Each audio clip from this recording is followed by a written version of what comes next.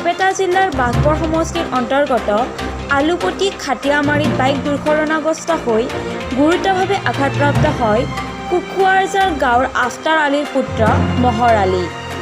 লগে লগে ৰাইজে আলুপটি প্ৰাথমিক স্বাস্থ্য কেন্দ্ৰত ভৰ্তি কৰায় যদিও উন্নত চিকিৎসাৰ বাবে GMCত প্ৰেৰণ কৰে। জানিব পৰা মতে ৰোগীৰ অৱস্থা এতিয়ালৈকে সংকটজনক অৱস্থাত আছে।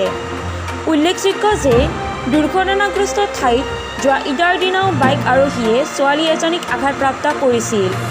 ৰাইজে উল্লেখ কৰা মতে গাঁৱৰ ৰাস্তাবিলাক পকীকৰণৰ পিছৰ পৰাই একাংশ বাইক আৰোহীয়ে নিয়ন্ত্ৰণহীনভাৱে বাইক চলোৱাত এনে ঘটনা সঘনাই সংঘটিত হ'ব ধৰিছে।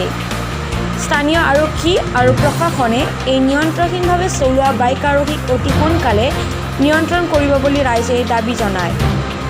হয়, আমি অলপ আগতে আমাৰ সন্মুখেদি বাইকখন পাৰ হৈ আহিছিল। মিনিমাম 80 স্পীডত আছিল বাইকখন।